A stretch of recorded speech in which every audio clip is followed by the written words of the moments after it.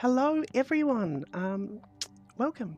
My name is Transphemerate, MTG, and since it's the start of December, I figured now was about as good a time as any to, I don't know, climb back to Mythic, sort of show you where I'm sitting, where I'm at, what I do, how I play a little bit more on a budget than some other people. As you can see, Mythic Tier 1, and then Gold and Limited. Limited is a very expensive way to do things, but yeah, happy to have made Mythic. That was the third time I've hit it, sort of back-to-back months in October and November, and then once again earlier in the year. So let's claim these rewards.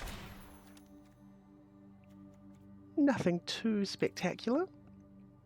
Starting out at the bottom of plat, so we can climb our way back into things. Now, first up, may as well open some packs. See what we get, just open them all. A few more wildcards, it's always nice. So I'll probably be doing a little bit of a showcase of sort of a deck that I've been using over the last little bit to sort of get to Mythic those couple of times. Love Violet Azula. Aang is an absolutely busted card. Of course, I got the Raven Eagle just with the new art for it.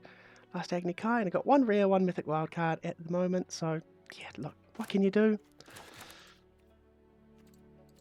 Again, building on a little bit more of a budget is a bit more difficult. So traditionally, I am quite an aggro player when it comes to Arena Constructed. This is the current deck that I have been using in Mythic, just to sort of run through what I am doing. So this was the original sort of deck that I used. I love War Leader's Call and Tokens. So what I've been doing is sort of nesting bot, 4 of them, nice 1-drop, gets some value even if it dies. Starting your engines doesn't really do an awful lot, but it's really nice with Pharaoh missing out to be able to discard both an artifact and a creature. Research Goblin, which I think is just a fantastic card. It's 2-1 for 1, does everything, discards for Pharaoh missing out, can get rid of lands if I draw too many lands, and it's just a nice little aggressive creature. Requisition Raid for dealing with artifacts and enchantments, and sometimes end up pumping the board. It's sorcery speed, which is a little bit rough, but I would prefer the option of a 2-mana artifact removal than one of the 3-drop white destroy target, non-land permanent. I think that just works a little bit better for me. Got Playsetter Get Lost. I think it's the prime white removal spell at the moment. I got 4 Voice of Victories. Works really nicely with the Firebender's Ascension and with War Leader's Call. It's always nice to have people not being able to cast spells during your turn as well. I run 4 of them, mostly because of, again, wildcards. I would be playing more Pharaoh Missing Outs, more Firebender's Ascensions, if I did have the option of being able to actually bring in all of them. Probably going to craft another FOMO or probably a Firebender's Ascension, if we're being honest, because I think it's just a fantastic card if it gets going. Now, I know a lot of variants of this Boros deck are running something like Arabella, just for that double trigger once you get the Firebender's Ascension, especially with Pharaoh missing out, it can be really, really nice. But there's something about Arabella which, I don't know, it just doesn't do it for me. I'm instead more or less running the War Leader's Call as opposed to the Arabella, which, look, I think it's just because I've got a soft spot in my heart for War Leader's Call. It's sort of one of the cards that got me pretty far up into Mythic sort of throughout this year, the few times that I have managed it, those few months that I was actually playing Constructed. Sanguine Evangelist, fantastic value. The Battle Cry is fantastic, giving my attacking creatures a little bit of a buff. Plus, it gives me another flyer if it dies, so it's not the worst thing in the world. Razorkin, I've got this main border just because there is such a lot of card draw at the moment in this set, or in this standard. I feel like even with the likes of VV having been banned, there's still quite a few decks that rely on a lot of, sort of draw 3s, and this can be a nice little option to take. Lightning Helix, I think it's a great removal spell, can be that extra little bit of damage towards the end of the game as well. You know, 3 to the face, 6 to the face can be really handy. Plus, that along with Get Lost kill a lot of the really big sort of early game threats at the moment, especially in the airbending plot sort of deck. Kills the Doc Oriok, kills the Badger Molcarb, can pretty easily, if I'm on the play, kill a Mana Dork to sort of slow some of the progress. And then the single copy of Legend of Roku. I have thought about having more than just the one copy in, but I think with this deck, my curve wants to be pretty low, and if I really desperately need to, I can hit the Legend of Roku if the game goes a little bit longer. Transforms into Avatar Roku, which is, you know, if he stays on the board, he's a game ender, keeps creating lots of dragon tokens. You can take a look at around 23 lands, mostly all white, but you know, quite a bit of red there as well. 18 creatures, 8 instants, 4 interaction, 4 sorceries, the robots being the artifacts, and then 9 enchantments, along with 23 lands. Handy lands being something like Fabled Passage, which gets a land for the Delirium, Demolition Field, which can also get a land for the Delirium, the Elegant Parlour, to surveil in. I only run 2 of them because I am quite aggressive, and if I get caught up with too many surveil lands, sort of sets me back a little bit. I run the 5 basics, mostly for the 2 demolition fields and the Fable Passage, plus the Abandoned Air Temple, which is a fantastic card. Only the one of them. Again, I'm not sure if I would run any more even if I had the option, just because it does require those basics, and with only 5 basics in the deck, can be a little bit rough. Then we've got the Inspiring Vantage for early fixing, Sacred Foundry and some Billow Verge as well, 4 of each. I think that they're about as good as it gets. Don't like the Vantage having more, because again, if I draw into them late and I'm looking for a 3rd or a 4th plus, it can be too slow, set me back a little bit. The Fable Passage is nice sometimes just for a little bit of fixing. Don't mind playing that on a turn 1 if I get it. Fountain Port's wonderful. Get some card draw, get some creatures, can make a token if I desperately need it, but generally it just works really well with the War Leader's Call, sacrificing a Fear of Victory token before it gets sacrificed anyway. You know, sometimes sacrificing a bat if I desperately need it, and the Multiversal Passage, just the one of. I don't want to be paying 2 life too often, and I'd rather have the full set of the Sacred Foundries rather than more Universal Passages. In the sideboard, I tend to sideboard very aggressively, and it's probably the incorrect way of doing things, but I find that in best of 3, because I generally tend to play best of 3, best of 1 feels a little bit too coin flippy at times. I much prefer the option of being able to pivot into different sorts of things. I have the Authority of the Consoles for those aggressive decks, the ones that will be trying to pump things super quick into play. A little bit of life gain slows them down a bunch, and it's really not too bad into some of the mana heavy decks as well. Got 2 Soul Guide Lanterns. This is mostly for, along with the Rest in Peace, the Graveyard Hate. The Graveyard decks are still very powerful at the moment, either with harmonizing things like the, the Esper Surveil that flips into the Saga from Final Fantasy, the Spider-Man that copies into your graveyard. I think just having 4 pieces of hate. Rest in peace, Soul Guide.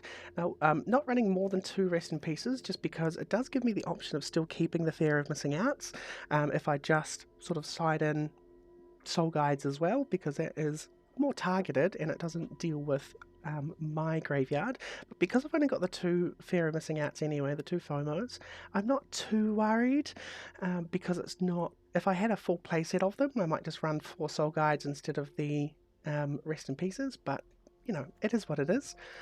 Have 2 Dawn's Truces just to protect me, mostly against sort of heavy removal decks and sometimes some of the red decks, if they are removal heavy red as opposed to sort of the pumping. It's really great against things that you know, sort of target any of my creatures, can target me as well, which is why I run these in the sideboard as opposed to the Restoration Magic, which I did run for a while, but I just didn't find that. I found it was too passive in changing into something with the Firebender Ascension and the Sanguine Evangelists. I felt that Requisition Raid was good because it had the option to buff my creatures if I was just planning on swinging in instead, as opposed to just protecting everything from removal, because removal seems to be not quite as big of a deal in this build as previous builds, which I'll probably showcase here as well. Got 3 copies of High Noon, again just for a lot of the Spellslinger decks. Blue-red is still very, very powerful, and same with a lot of the green base decks with Earthbending and the Badgermole Cub. Could just really stop them from dropping too much in one single turn. I really don't mind the restriction of only playing 1 spell each turn. Generally, you know, if things go well, I'm sort of looking at a win turn 4, you know, turn 5. If it goes long, it's fine. But having this really does stop a snowball on the other side. Yeah, the rest in peace. And then I've got 4 Wraths. I've got the Avatar's Wraths. I think this is a really handy card to have, especially against, again, the airbending and plot sort of ramp decks, because it stops them from casting spells from outside of their hand for a turn. Can be quite handy. Sometimes it does, you know, sort of prevent all of my creatures from dying as well. I can keep a Fear of Missing Out or a Voice of Victory, or, you know, sort of Sanguine Evangelists if I'm getting double triggers off the Firebend, just to keep that one creature to be able to put some pressure on. And if it bounces any of these things, especially things with ETB triggers like the Evangelist, the Fear of Missing Out, it's not the end of the world either. And then a couple of just basic Day of Judgments, just want to destroy everything. Sometimes you get swamped with, you know, you just get out snowballed, and a board wipe can be really handy, especially if you've got something set, you know, a War Leader's Call, maybe you've got, you know, a Voice of Victory in hand or a Sanguine Evangelist in hand. Really not too bad. So that's my sideboard. It is all white, which isn't awfully surprising. I think that white is quite a strong colour, especially in terms of hate pieces. Almost all of these are hate pieces for specific meta that I'm coming up against. Now, the only other things that I'd really want in here is the bird that stops plotting from cost, you know, things cast from exile cost 2 more. Cost more.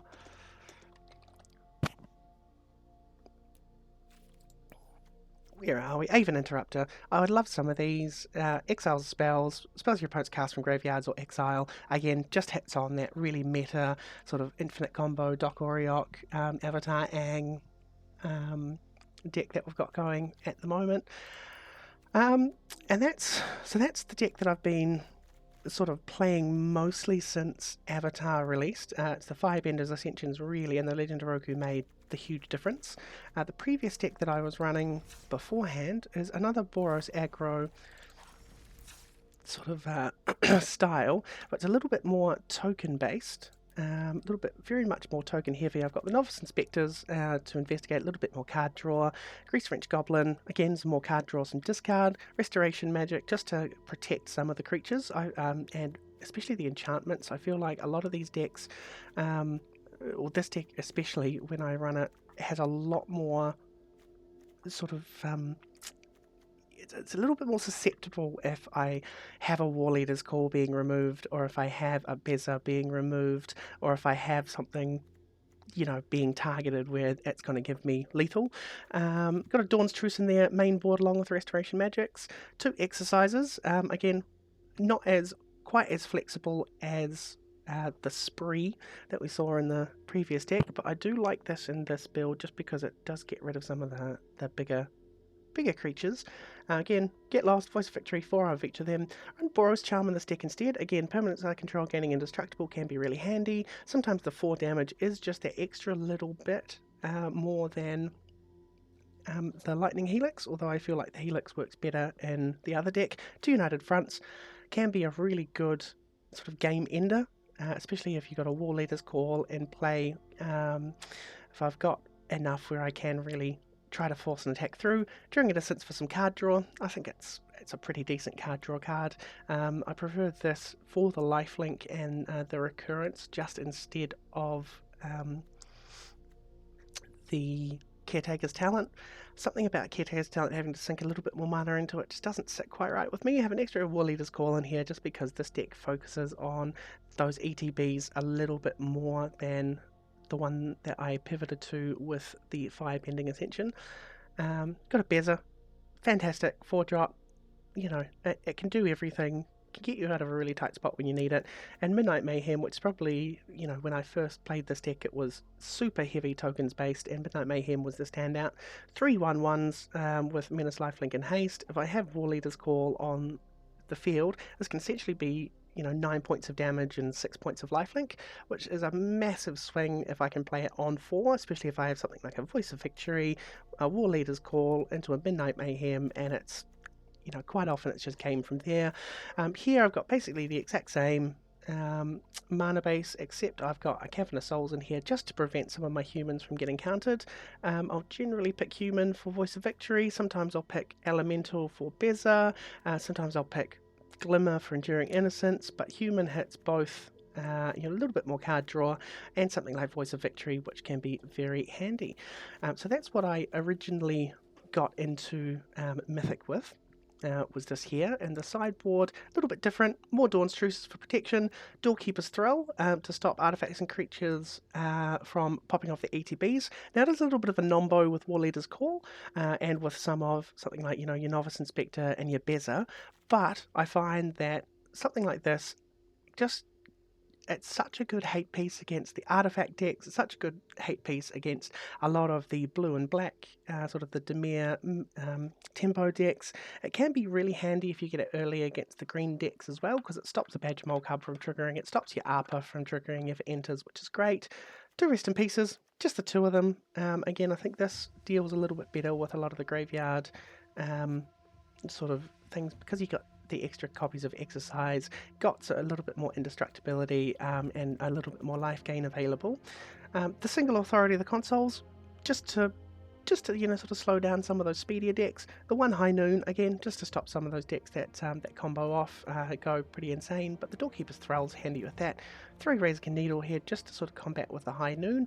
In this deck I prefer having them take damage, because I do quite like double spelling often in this deck, especially with the Porous Charm, the Get Lost, the Dawn's Truth, the Restoration Magic. I've got a lot more sort of reactive interaction, and 3 Dire Judgments, just because, again, sometimes you just need to wipe the board. So this was sort of what I've hit Mythic with for the last couple of months. This is sort of pre-Avatar. And then I was finding that with a lot of the new Avatar cards, the meta did shift a little bit. And so I sort of swapped into that first one that I showcased just then. We'll save the changes just because it was the War Leader's Call with the nicer art. And then I got a little bit bored. So I decided that, sometimes best of one can be a little bit of fun. So I built this kind of janky firebending best of one. It's still got a sideboard with Arabella's and some Mize, but I haven't actually played Price of Freedom. Destroying artifacts or lands can be really handy, but I'm not really going to showcase the sideboard because I've not played a single game of best of 3 with this yet. This is really just trying to get aggressive and basically relying on Legend of Roku, Ozai, and Rise of Sozin to really just get so much firebending through that the game ends quickly. So I run Burst Lightning, 2 Fire Nation Cadets, just because I only run the 3 lessons in the firebending lesson. It can still help quite nicely, but it is a good 1-drop that can sink a little bit of the mana with other firebenders in it, especially if things go sort of a little bit stranger. The firebending lesson, I think it's fantastic. 2 damage is a lesson, instant speed, can deal 5 damage. Burst Lightning is much the same, but it kicks to deal 4 damage, but it's to any target as opposed to creatures. Doorkeeper Thrall in here, I've got 2 in the main board to stop a lot of shenanigans, because really I don't have anything that relies on an ETB at all in this deck. Absolutely nothing gets hit by this, and it's nice to just have them because it can just be a little bit of a reach in the socket. So if I'm in best of one, you need to almost have some sideboard options in your main deck is what I've found. 4 Get Lost as well, prime removal. I'm happy just to keep it in here. Only the 2 Voice of Victories. Don't need to rely on sort of this quite as much, but it does still trigger the Firebender Ascension really nicely, triggers with Delny really nicely, stops some of the instant speed shenanigans, and having a little bit, sort of more creatures can be absolutely delightful. Works really nicely. Fire Sages, just running the 3 of them, I feel like if I ran the 4 it would maybe get a little bit overboard. Fantastic. 2-drop 2/2 can get bigger and bigger if I need to sink Firebending mana into it. Again, Firebender Ascension, it's probably why I'm going to craft another Firebender Ascension. Actually, let's do that now, just because I do want the the full playset of this, because this is really what the deck relies on. It absolutely pops off if you can get it to the 4 quest counters really quickly. Downy, just to get double triggers with a lot of my creatures power 2 or less. Now, yes, none of these creatures up in the top end are power 2 or less, but it double triggers Fire Nation Cadets for Firebending, double triggers the Fire Sages, double triggers the Voice of Victory, double triggers Alicia on the first attack. And that can mean that realistically I attack with 2 creatures, actually, yeah, the Firebender that this creates as well, the Ascension creates, double triggers by Downy. It just means that you can get this absolutely immense triggers, get so much floating mana, and make it sort of impossible for people to do very much. Yeah, have the Downy, it's wonderful. Alicia, just to get some recursion back, it can be quite nice whenever it attacks, put a +1/+1 counter on it. Again, an attack trigger to have Firebender's Ascension. She grows and grows and grows and grows, and then anything that does end up in the bin can be brought back, you know, especially so your Thrall, your Voice of Victory, your Downy, some of your firebending creatures, and if she gets big enough, even something like Ozai. Main board Day Judgments, just because sometimes you just need that board wipe. I'm not too fussed about it. Allergy Acolyte is quite nice, just the one of. 4/4 lifelinker, pretty good body, gives me some good card draw. Don't mind about the life loss. Again, generally I run creatures out pretty quickly, got a little bit of removal here. The end, just to target some pesky creatures and planeswalkers, sort of Ouroboros is a really nice one to target. Sometimes your Badgermore Cubs is a really nice one to target. If you're playing against a Kaito deck, you're getting rid of all their Kaitos, getting rid of all your Enduring Curiosities. Can be really handy just to sort of pinch all of them from the board. Only running the one of them, again, because I prioritise wildcarding on sort of things like Firebender's Ascension, these Voice of Victories, a little bit more. Faded Firepower. I love this card. It's just the one of, because if you get stuck, because it's 3 red, it's a little bit more difficult to cast sometimes. But if you've got even just a few firebending creatures, you just attack in with them. They may be declare some blocks that, you know, are fine at the time, but as soon as, you know, it flashes in, deals extra damage to the opponent or permanent opponent controls, can give you the win out of absolutely nowhere. Especially with firebending, if you can get, you know, your firebender ascension going. But even say, you know, you're attacking with firebending 2, firebending 1, and 1 of, you know, your 1/1s, that's 4 mana there already. If you've got anything floating, you're dealing 1 extra damage just off the board on everything, and then 2, 3, 4, 5, 6. It can just be absolutely incredible to end the game really quickly.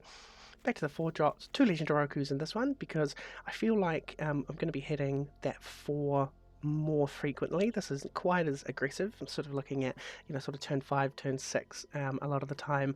A single copy of Sun Warriors just for this huge firebending if I do get to pop off, and it's a really good sync just to get some nice 1/1 blockers in if I'm really desperate for it. Sultan's Comet's fantastic. 4th Hallett on 3 if I don't have anything to, on 2 if I don't have anything to play. You know, cast it for 3. Everything gets firebending 5. Huge amount of mana to pump into Faded Firepower or Fire Sages. Could be unblockable because of Downy, and you pop a whole bunch into it. Into the Roku, the flip side of Roku. Into the Rise of Sozin, if it flips as well, just getting all of their creatures back from the yard. So the Rise of Sozin, 6 mana Wrath, pretty good. Then it strips the hand a little bit like the end, can be quite nice. And then when it deals combat damage, you can put creatures with mana value X or less. Got Menace, it's another Firebender. It's just a nice sort of endgame threat. And I run the 2 Ozais, again, 6 mana 7/7 Trample Haste Firebending, keeps all my mana, which means that if it sticks around for a little bit, and if I firebend that turn, really can just, you know, make it that I can continue playing out way more than I would otherwise be able to. Synergizes quite nicely with things like Faded Firepower, with Legend of Roku, with Sun Warriors. I think it's just fantastic, and it's a real game ender. Mana base is a little bit janky. I've got 24 lands just because it's a pretty high curve. Predominantly red with white as secondary and black as a third colour. Now the black is the third colour. It's really just for sort of Ozai, Rise of Sozin, and then these 2 one-offs, which, you know, look, I could cut a lot of the black, but I think that having the Rise of Sozin and the Ozai is especially really, really nice just to be able to have that. I know it's double black, double black, double black, double black, but primarily, a lot of my jewels do have black as a secondary colour. On the one Abandoned Air Temple, one Great Arishan City. Hopefully most of these, the Abandoned Air Temple quite often will come into play tapped, just because I only have the 3 basics, but it's not the end of the world. It's a little bit slower. I'm happier to sort of go a little bit slower, sort of speed things down a bit more than some of the other decks I generally play. Swamps in the mountains, yeah, Mountain Bright primarily. Swamp because it's another black source. Black-White Verge, 2 Shocks, 2 Surveils in Orzhov. Then I only have the Restless Fence and the Raucous Theatre in Rakdos. Not the biggest Rakdos player overall, so these are sort of what I had in my collection. 2 Elegant Parlours again, and then the Sacred Foundry, Sun Below Verge. Again, primarily red and white with black sort of as a secondary, so generally I can get access to basically every colour I need. And then the 2 Nomad Outposts. Look, enters tap, but it's a 3 colour land, really not the end of the world. Let's craft that Firebender Ascension and take a look at what I'm going to be taking out here, because I could cut one of the Ozais. It's either sort of probably between the Ozai or the Sun Warriors as to what I cut. I do like having the 3 lessons just for the cadets. Burst Lightning is a little bit more sort of early removal, turn 1 removal if I need. I want to keep at least 3 of the Fire Sages. I think cutting them down to 2 might be a little bit risky, just because it cuts some of those always active attack triggers. Want to keep the 2 Downies, want to keep the 1 Alicia, definitely keep the Doorkeeper Thralls. It's probably one of my favourite just pet cards that I will play as often as I possibly can. I think that it's just such a great hate piece. Could cut maybe 1 of the Day of Judgments, but then it leaves me with two wipes. This sort of deck, that might not be the worst thing in the world. Is it better than Sun Warriors? It's a 3/5 body on 4. What would I rather be doing on 4? Either double spelling here, maybe casting Faded Firepower for something, playing Sozin's Comet, holding up one of my 1-drop spells. The Firebending X, how often do I actually have that many creatures that level of firebending is going to make more of a difference? I think I do just cut the Sun Warriors here. I'm still running 15 creatures, which is pretty reasonable, especially when Voice of Victory makes more creatures, Alicia gets them back, Firebender's Ascension makes a creature as well, so essentially instead of 15 it's 19 creatures, which is a third of the cards in the deck, which is pretty solid, plus the Rise of Sozin and the 2 Legends Roku should hopefully always flip to creatures as well. This is one I'm playing in best of 1, just because I think it is quite enjoyable to have a little bit of a run out at best of 1 sometimes, especially when the red-white gets tackled pretty hard. So what I'm going to do is I might just play a couple of best of 1s, some best of 1s here, and then potentially I'll jump back into best of 3 at some time in the future. But the goal is to continue to climb back up into Mythic. I want to do the 3-peat. I've peaked at Mythic number 1800 playing with Boros before, sort of peaked, got just squeaked into the numbered Mythics, and then sort of got knocked back down, been hanging around in sort of the low mid 90s, sort of up to the high 90s at times, but playing on a bit more of a budget, playing something that's not extraordinarily meta. Can't really ask for much more. So without further ado, let's jump into a standard rank best of 1.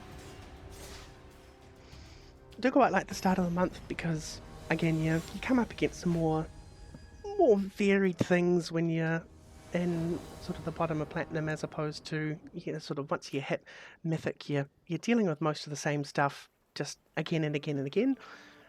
I think I can keep this hand, it's not looking too bad. Get a Surveil on 1, a little bit slow. I can play the Mountain and sort of burst or Firebend on my turn 2, or hold the mana up for it. On 3, get a Downy.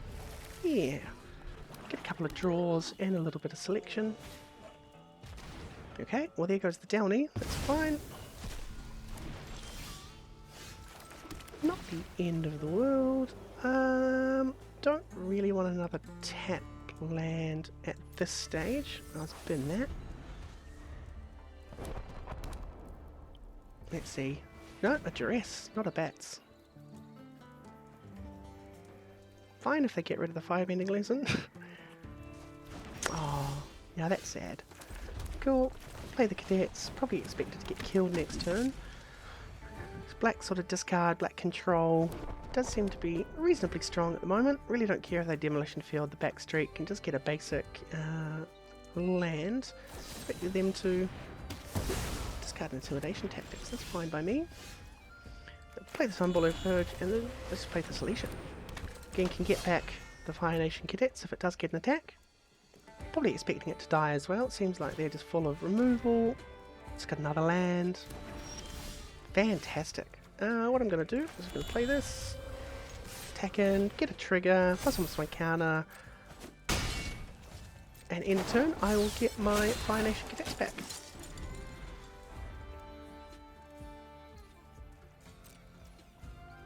I'm actually just going to deal 2 damage to my own Alicia just to get this into the bin.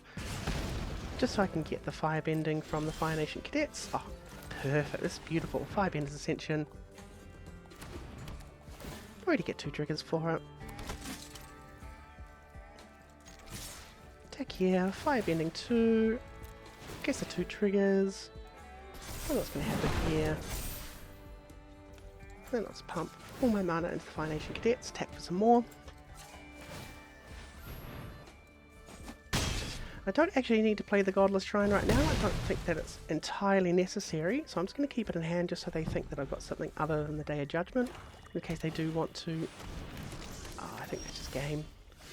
Just game from here. Attack with everything. What do I want the trigger first? Probably that there. Copy a Firebend. Copy the Alicia. It's fine by me.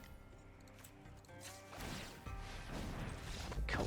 Awesome. Easy win. I mean, they look like they're a little bit tight on land. Maybe they were searching for an Ugin. Usually when they've got the Hedron archive, they are. I think the reason that I don't like Best of One as much is that just the single dot upwards is not really quite as satisfying as winning a best of 3 and getting those sort of 2 ticks up, especially in this meta where I find that I am actually not too bad at staying pretty consistent. You know, generally sort of going 2-0 or sometimes 2-1.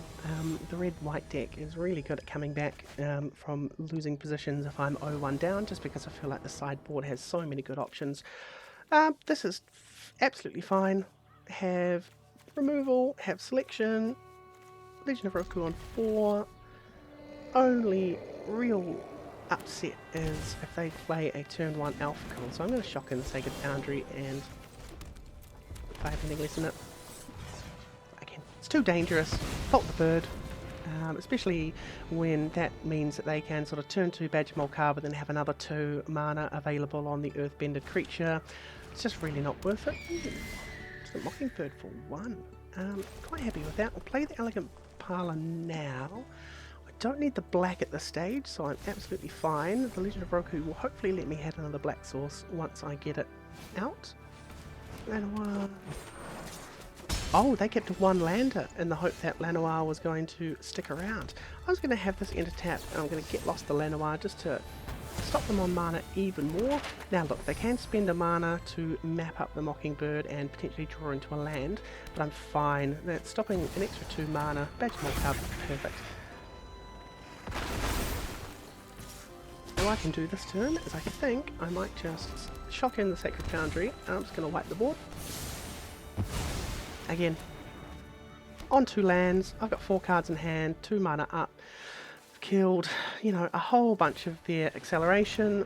Druidith is fine. I think I can just get lost the Druidith. Because again, Druidith can snowball out of control pretty easily and then drop a Fire Sages. Probably a Delny next turn instead of the Legend of Roku. Gene Pollinator, that's fine.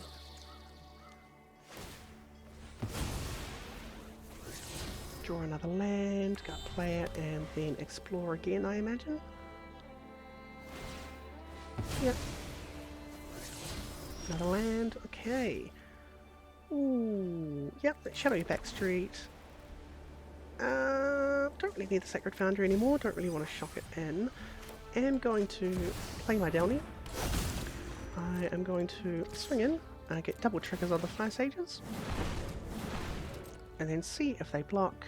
Probably shouldn't, yeah. I'll stick some mana into the Fire Sages. Next turn I can play the Legend of Roku and actually be able to potentially play something from it. Either get a land drop, maybe hit another 2-drop. That's sort of what I want. I don't always like playing it directly on 4. What's this going to be? Is it going to be a Blacksmith's Talent? It's going to be an Ouroboros. Or Tyvar. Okay, that's fine. And Explorer, okay. And the Gene Pollinator can tap one of the maps to prevent it, but a Druneth in the bin, really don't mind that at all. And keep that up. So we've got access to 1 mana. Okay, so we're going to Legend of Roku first, just in case I get a land drop. Don't think they can do anything about this for 1 mana at this point in time.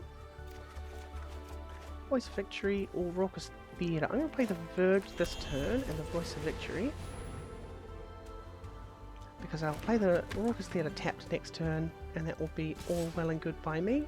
Just going to attack with the Downy because it can't be blocked by Tyvar. The Fire Sages would die to the Tyvar because I don't have the additional mana up. It blocks with the Gene Pollinator, it gets rid of a mana, it gets rid of a creature that he can tap with Tyvar. I imagine he's got something else in hand, but certainly not the end of the world. Now, what am I doing? Druneth, what are they going to play? Rabbit Wardens? No! Floodblitz Drowner on the Voice of Victory and the Fire Sages. No? Downy. Ah, of course it doesn't actually copy. I always just assume that whenever they cast a spell it's going to copy with the Druneth. They probably should have map tokened the Druneth first to see if they can get copies of it to lock down the Voice of Victory as well. I think that would have been the optimal play. Ah, it's okay, the land anyway, so it didn't make too much difference for them. And here I think I'm just going to take the 4 damage from Tyvar. No, they're not even attacking. Okay, well the Voice of Victory can squeak through. I'm going to add 1 black, just because why not? Play the Raucous Theatre. Oh, I should have added a red actually just to cast the Fire Nation Cadets. Get rid of that mountain. I reckon I used that 1 black floating. I really should have done that differently. Going to cast a Fire Nation Cadets. There is not... No, there is. There's a Firebend Lesson in my grave, so it does have what I want from it. And going to attack with Voice of Victory.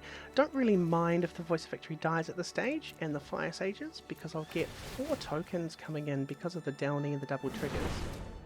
Probably is going to be... Can't be blocked by Tyvar, so I'd have to multi-block it to be able to deal with it. Not sure if the Fire Sage is going to block anything. Okay, well, it's going to tap a creature with Tyvar to give it indestructible. I should be doing that on blocks. Cool. Alright, I'm just going to activate the Fire Sages so Tyvar doesn't die. Also, Fire Sages doesn't die, Tyvar will of course die. We're taking 4, and then next turn this will flip hopefully fully into Avatar Roku. I think in not a bad spot here. We've still got the Fire Nation Cadets that can block the Tyvar. They can pump everything. And if Tyvar's at 4, everything will get +4/+4, so it'll be 6. Oh, I actually am just dead. I didn't play that one nearly as well as I could have. Yeah, Ouroboros. Now I'm just going to make sure that they don't make any mistakes like I did, because I certainly made... Oh! Actually, I'm pretty sure I just don't die anymore because they can't activate the Tyvar. That's fine. They could have just swung in with everything. I'd have to block the Tyvar.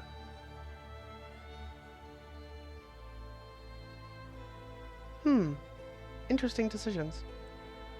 I think next turn I do still just have to swing, depending on the draw. Okay, so this comes back.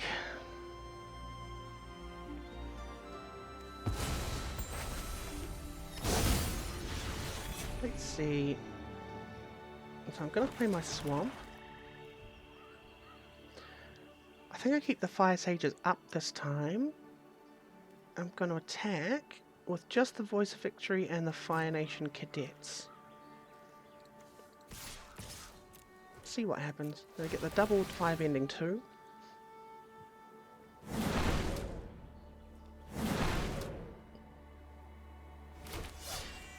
And keeping up a few more blockers. Can pump the cadets if I need to, especially if it gets through.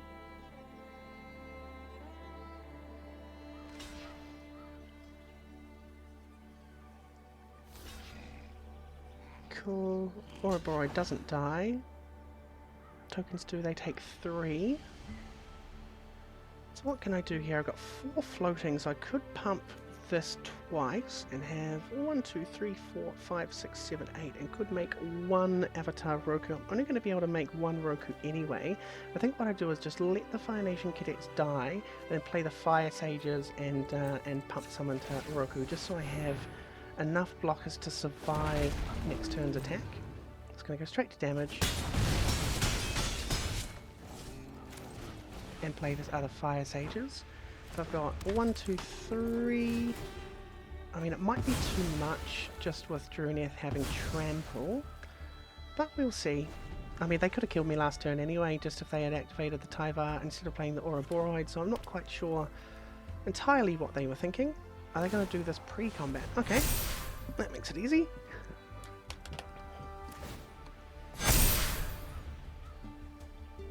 I say it makes it easy, but just makes the maths easy.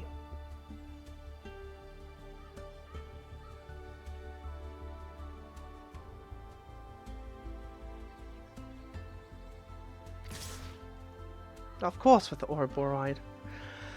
Okay, so I have to pretty much chump everything, unfortunately. So block that. I suppose we'll block. It's probably better to block more damage from the Druneth. Cool. Block everything else because I don't really have any other options. Have to block everything. Especially because Druneth has the trample. I don't know, drawing a Burst Lightning so I can Burst Lightning to the face would be absolutely excellent. Getting 2 damage through anyway with the... oh, that is not what I needed. So I'll play that and that's game. I mean, yeah, look, I probably, you know, sort of blew my load a little bit too early with some of the rats and maybe some of the removal, but I think they would have just gone even faster. Wouldn't have gotten to that stage if I had let some of the Lanois elves live. I think it was probably the Wrath that I should have just held back a little bit more. So I think we'll play 1/3 game of this standard ranked, and then I will stop you guys from having to, you know, watch for any more than an hour, because I don't think I'm really going to cut this down to edit at all, because honestly, is it rude for me to say that I can't be bothered? I don't think so. What have I got here? Double Firebender's Ascension. I go first. I get a Surveil. Sure. Probably a bit of a risky keep, but happy enough either way. Elegant Parlour. Oh, Doorkeeper Thrall. Perfect. See what they're playing. Black. So what I'm actually going to do... I was going to play this... Mountain. I'm going to pass the turn because if they have a Deep Cavern Bats, I would love to stop the bats from... Perfect. So I'll just Doorkeeper Thrall then. If they want to kill it, that's fine.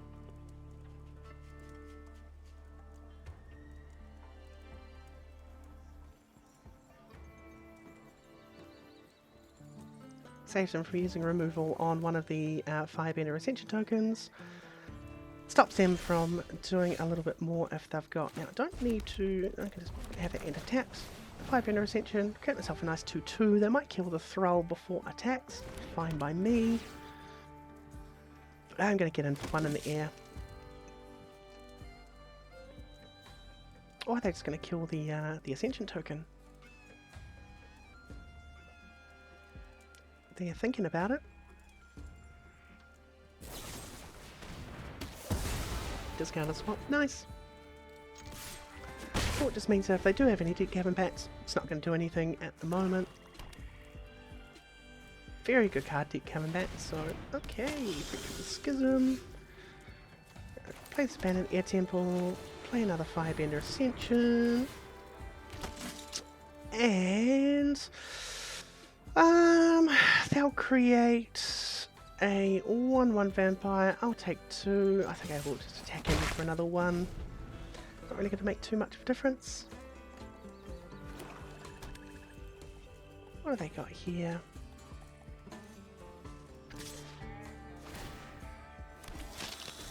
No blocks.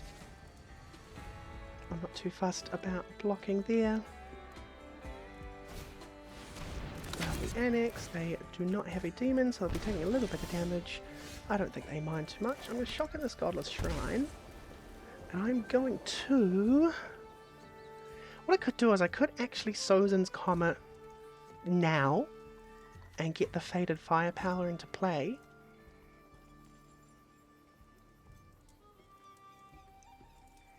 But I think what I'm actually going to do is just attack, get that firebending going.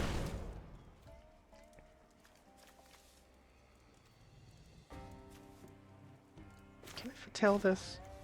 Ah, fantastic. I can foretell it at instant speed.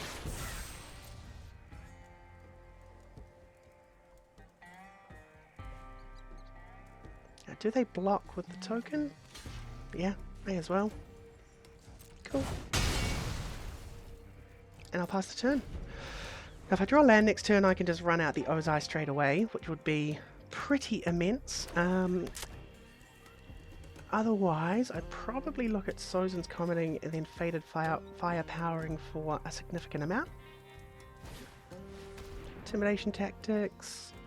Cool. Okay, so the Ozai's gone. Which means it sort of really is just a Faded Firepower play with Sozin's Comet, which is going to be what I'm gunning at next turn.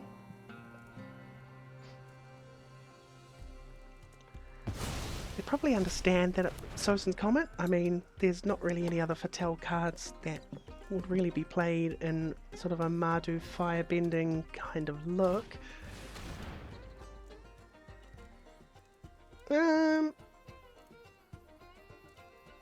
Graveyard Hand and Library. I guess I just Firepower for 1 then, since they know.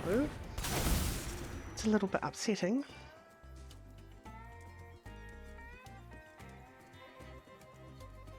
So maybe looking for the Ascension, maybe more Ozais. What are they going to name?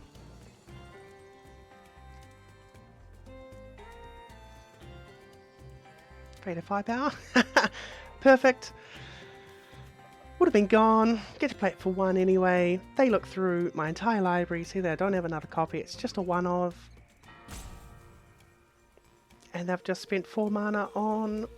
Well, I suppose 4 mana to get the Faded Firepower, not Sozin's Commented. Which is pretty important.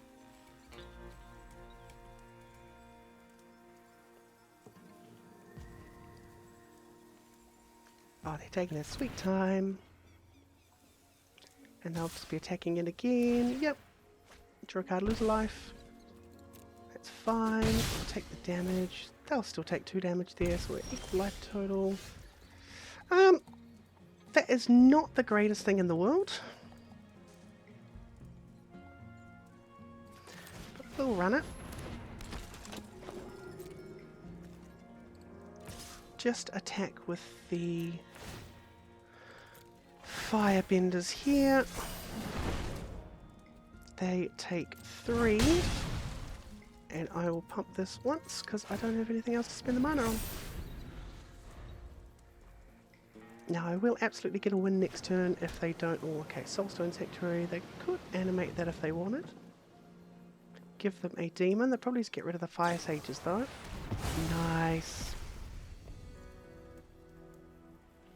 Again, only 3 of them, which is not too bad. It's really a matter of what can I actually draw that is going to get me the results that I need. Gonna keep taking 2 at this stage. I'm totally fine with that. Yes, they're drawing an extra card. I'd love to be able to get rid of the Unholy Annex. but keeping the Doorkeeper Thrower here, especially because it deals 2 damage and I can pump it with the Abandoned Air Temple for 3, really not too bad either.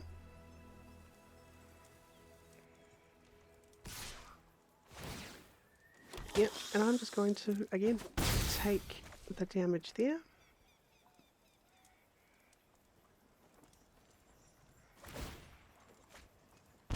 Again, they go to 9.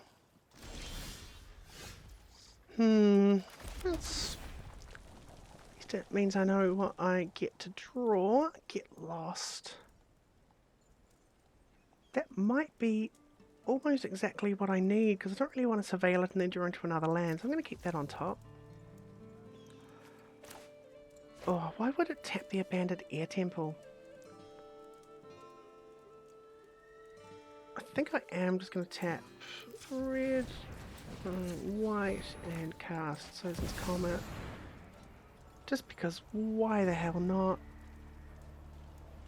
Just so I can get this attack here, get that there. I'm probably not going to die next turn. 3, 4, 5, 6 at most. Which they could actually have the correct kind of response. Oh, a bit of Triumph. Very nice. Because if they do have the bat that gives them, that doubles the damage that I take, that means that I die. What are the chances? Do I want to risk it? Absolutely, we will risk it. This will trigger twice. I just get my Ascensions up to full. Might as well copy the ability, because why the hell not? Activate the Abandoned Air Temple, because, again, why not? They block.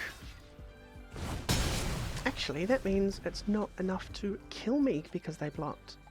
Even if they do play, I can't even remember what the name of it is, but it is a demon. Oh, it's a demon. It means I will still die, because I'll take that extra damage. Oh, exile that and my graveyard.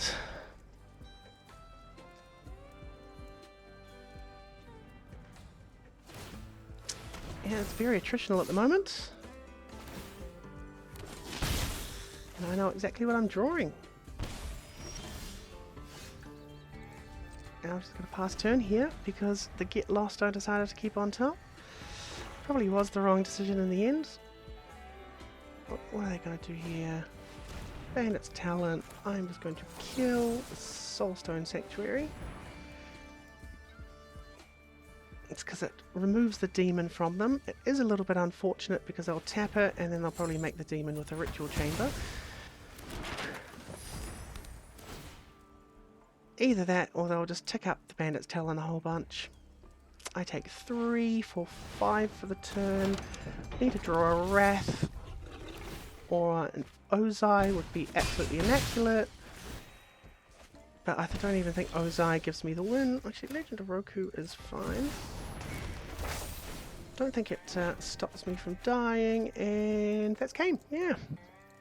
Again, this deck is janky as anything. It's more just to have a little bit more fun when I get bored of running out the same Boros the entire time. So not an entirely fantastic start to trying to get back into Mythic. You know, the one win, but then a couple of losses. You know, look, didn't play as well as I possibly could have in either of them. But hey, what you gonna do? Now, I look forward to hopefully seeing you again. I want to make it almost an unofficial goal that I'll see if I can, you know, upload something for every day of, post something for every day of December on the climb back to Mythic. See if I can peak a little bit higher than just one of the percentages and really stable myself into some of the higher Mythic ranks. But I mean, anyone that watched, thank you for watching. If you liked, please like. If you want to subscribe, I wouldn't say no. And if you have any comments, any feedback, you know, I'd prefer love, but certainly expect there to be, you know, a little bit of upset, especially if you know, you're looking at some of the plays that I'm making and thinking they're not the most ideal or the most accurate, or if you have any concerns, you know, criticisms about sort of my deck building and what I'm doing, happy to hear them. But that will be it for today. So yeah, thanks for watching. and I look forward to seeing you in the next one, where we continue to work our way back to Mythic. Have a great day. Bye bye.